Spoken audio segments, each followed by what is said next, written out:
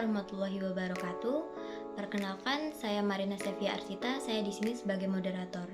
Pertama-tama, saya berterima kasih kepada Bapak Dr. Syairil Afandi SEMM selaku mata kuliah pada hari ini dan kepada teman-teman yang telah menonton video ini.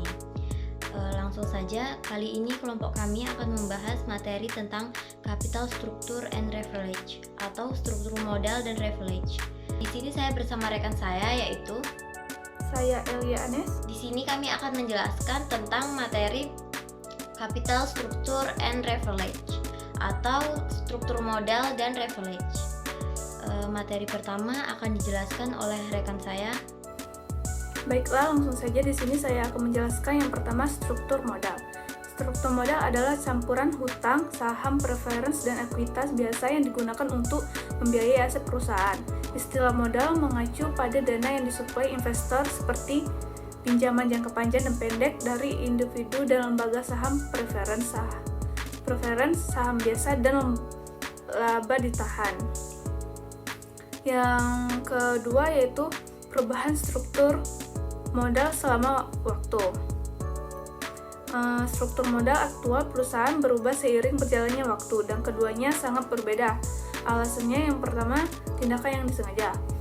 Jika suatu perusahaan saat ini tidak mencapai targetnya, perusahaan tersebut mungkin dengan sengaja mengumpulkan uang baru dengan cara yang menggerakkan struktur sebenarnya menuju target. Yang kedua, tindakan pasar. Perusahaan dapat memperoleh keuntungan atau kerugian yang tinggi yang menyebabkan perubahan signifikan dalam nilai buku ekuitas seperti yang ditunjukkan pada neraca dan penurunan harga sahamnya. Demikian pula, meskipun nilai buku utangnya mungkin tidak akan berubah, perubahan suku bunga akibat perubahan tingkat suku bunga secara umum atau perubahan risiko gagal bayar perusahaan dapat menyebabkan perubahan signifikan pada nilai pasar utangnya. Perubahan nilai pasar utang atau ekuitas tersebut dapat mengakibatkan perubahan besar dalam struktur modal strukturnya. Namun, pada saat tertentu, sebagian besar perusahaan mempunyai rentang target tertentu. Jika rasio utang aktual telah melampaui target, perusahaan dapat menjual saham dalam jumlah besar dan menggunakan hasilnya untuk melunasi hutang. Atau jika harga saham mengalami kenaikan dan mendorong rasio utang di bawah target, maka dapat menerbitkan obligasi dan menggunakan dana tersebut untuk membeli kembali saham. Dan tentu saja, suatu perusahaan dapat secara bertahap mencapai targetnya melalui pembiayaan tahunan untuk mendukung anggaran modalnya. Yang berikutnya yaitu risiko bisnis dan keuangan. Risiko bisnis adalah keberesikoan aset perusahaan jika tidak ada hutang yang digunakan. Risiko bisnis merupakan faktor yang paling penting dalam menentukan struktur modal dan mencerminkan besarnya risiko yang melekat dalam operasi perusahaan meskipun perusahaan tersebut tidak menggunakan pembiayaan hutang. Ukuran risiko bisnis yang umum digunakan adalah deviasi standar pengembalian modal yang diinvestasikan perusahaan. Berikutnya risiko keuangan. Risiko keuangan adalah risiko tambahan yang ditanggung pemegang saham biasa sebagai akibat dari penggunaan hutang. Yang berikutnya yaitu faktor-faktor yang mempengaruhi risiko usaha. Yang pertama ada persaingan. Jika suatu perusahaan memonopoli suatu produk yang diperlukan, maka perusahaan tersebut mempunyai risiko persaingan yang kecil sehingga penjualan dan harga jualnya stabil. Namun, harga perusahaan monopoli seringkali diatur dan mereka mungkin tidak mampu menaikkan harga cukup untuk menutupi kenaikan biaya. Namun, hal-hal lain tetap konstan. Persaingan yang lebih sedikit akan menurunkan risiko bisnis. Yang kedua, variabilitas permintaan. Semakin stabil permintaan terhadap produk suatu perusahaan dan hal-hal lain tetap konstan, semakin rendah risiko bisnisnya. Yang ketiga, variabilitas harga jual. Perusahaan yang produknya dijual di pasar yang bergejolak menghadapi risiko bisnis yang lebih besar dibandingkan perusahaan yang harga outputnya stabil dan hal-hal lain dianggap konstan. Yang keempat, variabilitas biaya masukan. Perusahaan yang biaya inputnya tidak pasti mempunyai tingkat bisnis yang lebih tinggi risiko. Yang kelima, keusangan produk. Perusahaan-perusahaan di industri teknologi tinggi seperti farmasi dan komputer bergantung pada aliran produk baru secara konstan. Semakin cepat produknya menjadi usang, semakin besar risiko bisnis suatu perusahaan. Yang keenam, eksposur risiko luar negeri. Perusahaan yang menghasilkan persentase pendapatan yang tinggi di luar negeri akan mengalami penurunan pendapatan karena fluktuasi nilai tukar. Mereka juga menghadapi risiko politik. Yang ketujuh, risiko regulasi dan paparan hukum. Yang terakhir, yang kedelapan, sejauh mana biaya bersifat tetap.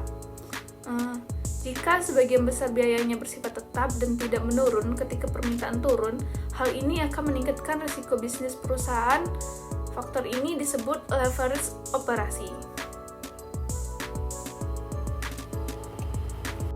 Tabel di samping menunjukkan bagaimana biaya hutang baik akan bervariasi jika menggunakan jumlah utang yang berbeda untuk membiayai sejumlah modal tetap. Nah, semakin tinggi presentasi utang untuk struktur modal, maka semakin beresiko utang tersebut. Nah, dan oleh karena itu, semakin tinggi pula tingkat bunga yang akan dikenakan.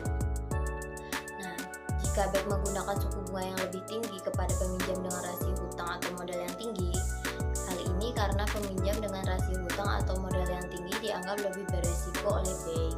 Selanjutnya yaitu struktur modal yang optimal. Nah, struktur modal yang optimal adalah struktur yang memaksimalkan harga saham perusahaan. Nah, dan hal ini umumnya memerlukan rasio hutang atau modal yang lebih rendah dibandingkan struktur yang memaksimalkan EPS yang diharapkan. Nah, struktur modal yang optimal ini juga dicapai ketika perbandingan antara modal sendiri dan hutang itu seimbang dengan tingkat resiko dan tingkat pengembalian yang juga seimbang. Nah, untuk menentukan perusahaan yang harus menilai biaya dan manfaat dari sebagai sumber pendanaan seperti hutang, ekuitas atau bentuk modal alternatif lainnya. Nah, selanjutnya itu teori struktur modal. Nah, teori struktur modal itu dimulai pada tahun 1958 ketika Profesor Francisco dan Petroleo Militer menerbitkan apa yang disebut sebagai artikel keuangan paling berharga yang pernah dirilis. Nah, juga membuktikan dengan serangkaian asumsi yang membatasi bahwa nilai perusahaan tidak boleh terpengaruh oleh struktur modalnya. Dengan kata lain, hasil menunjukkan bahwa tidak masalah bagaimana perusahaan membiayai operasinya. Oleh karena itu, struktur modal tidak relevan. Secara sederhana, menunjukkan bahwa dalam dunia ideal, cara mendanai perusahaan tidak mempengaruhi nilai perusahaan. Namun, di dunia nyata ada banyak faktor lain yang perlu dipertimbangkan, seperti pajak, biaya kebangkrutan, dan biaya transaksi. Semuanya mempengaruhi keputusan struktur modal. Selanjutnya yaitu daftar periksa struktur modal. Nah, daftar periksa struktur modal ini ada 12. Yang pertama itu stabilitas penjualan. Nah, jika penjualan itu stabil, perusahaan bisa lebih mudah untuk membayar hutang karena pendapatannya bisa diprediksi. Yang kedua itu struktur aset. Nah, aset tetap seperti bangunan itu bisa dijadikan jaminan untuk pinjaman. Jadi, perusahaan dengan banyak aset tetap bisa lebih mudah untuk berhutang. Yang ketiga itu leverage operasi. Nah, leverage operasi ini mengukur seberapa besar biaya tetap yang dimiliki oleh perusahaan dalam operasinya. Nah, perusahaan dengan leverage operasi tinggi memiliki biaya tetap yang besar, sehingga mereka lebih beresiko jika pendapatan menurun, karena beban tetap harus tetap dibayar. Yang keempat itu tingkat pertumbuhan. Nah, tingkat pertumbuhan perusahaan itu berpengaruh pada keputusan pembiayaan. Karena perusahaan dengan pertumbuhan yang tinggi mungkin membutuhkan lebih banyak modal untuk mendanai ekspansi dan dapat lebih bergantung pada pembiayaan eksternal seperti utang.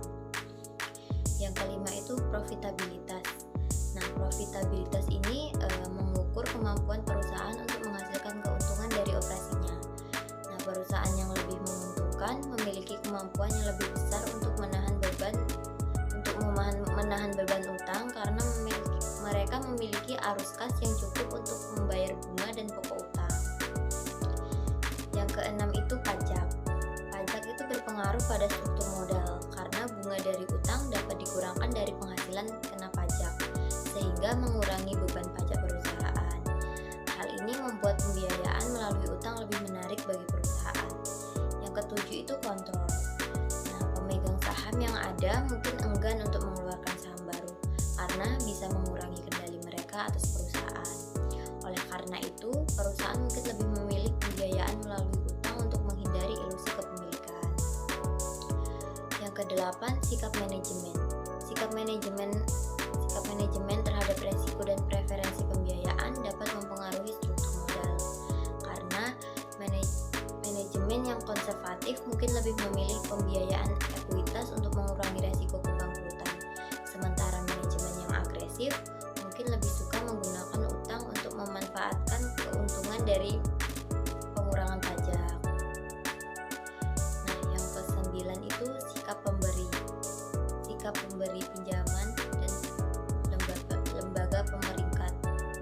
Pemberi pinjaman dan lembaga pemeringkat itu mempengaruhi struktur modal dengan menentukan syarat dan kriteria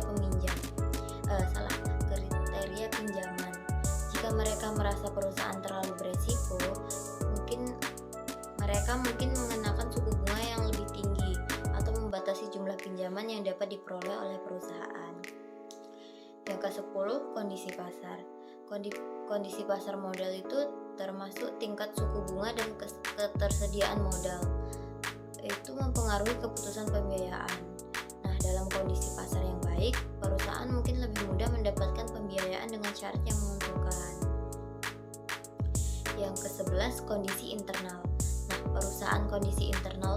perusahaan seperti efisiensi operasional, struktur biaya, dan kinerja keuangan secara keseluruhan juga mempengaruhi struktur modal. Perusahaan yang sehat secara finansial biasanya memiliki lebih banyak opsi untuk pembiayaan. Nah, dan yang terakhir yaitu fleksibilitas finansial. Fleksibilitas finansial ini mengacu pada kemampuan perusahaan untuk merespon perubahan kondisi pasar dan kebutuhan keuangan. Perusahaan yang memiliki fleksibilitas finansial yang tinggi cenderung menjaga keseimbangan antara utang dan ekuitas untuk memastikan mereka dapat mengakses modal saat dibutuhkan. Baiklah, sekian presentasi dari kelompok kami. Kurang dan lebihnya kami mohon maaf. Kepada Allah kami mohon ampun. Wassalamualaikum warahmatullahi wabarakatuh.